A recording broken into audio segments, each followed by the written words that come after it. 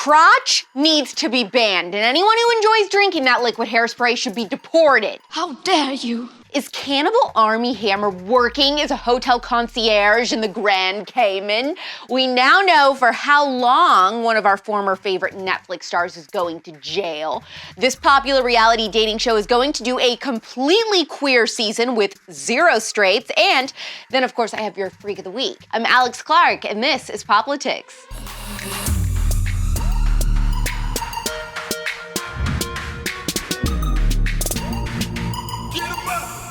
We haven't heard much from actor Armie Hammer since it was revealed that he enjoys eating people for pleasure. That is until this week when a flyer started making the rounds on social media. According to Variety, it depicted Hammer as a concierge employed at Moritz Resort in the Grand Cayman Islands with his picture and everything. I have no plans to eat anybody.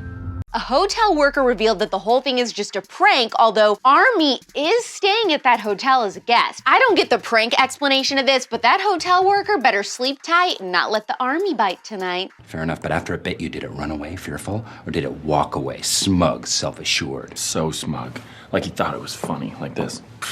That's a bedbug. Yeah. Everything's a joke.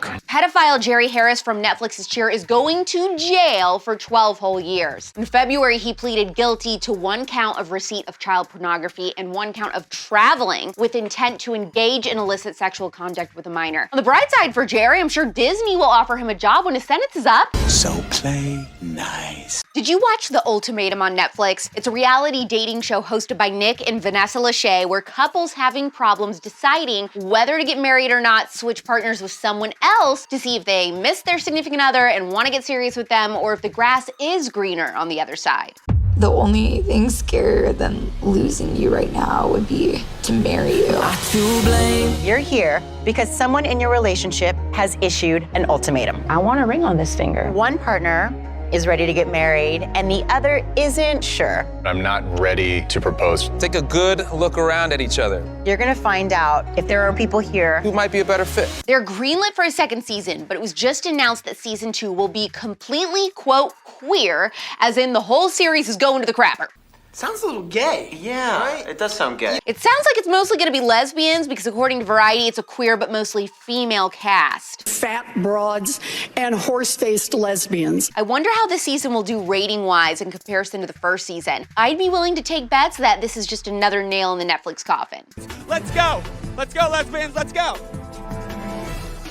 It's time for your favorite song! I said certified freak. 7 days a week. NPR, which stands for National Public Radio. I never thought that I would have to explain that, but last time I talked about it, some youngins didn't know what it was. I'm not salty about that or anything. Anyway, they decided that the actual 4th of July was gonna be a great day to air a broadcast of a queer sex ed special for LGBTQ youth in retaliation to the so-called Don't Say Gay bill in Florida, which says that you aren't allowed to teach sex or gender ideology before 3rd grade. Doesn't actually say don't say gay. No, I can't. Anyway, how is your sex life?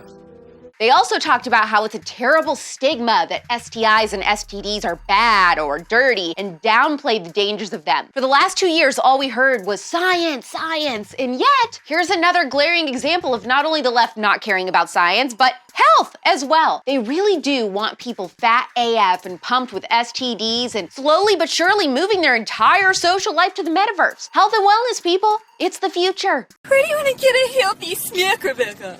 I want Chipotle.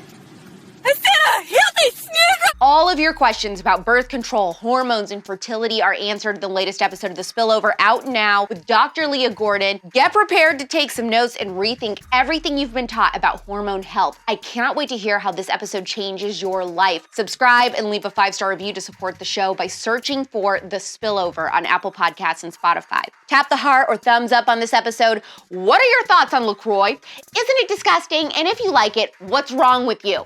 DM this episode to someone who does like it and hit the save button. POPlitics is back Monday at 4 p.m. Eastern, 1 p.m. Pacific. It's pop culture without the propaganda every single day. I'm AlexClark, and this is POPlitics.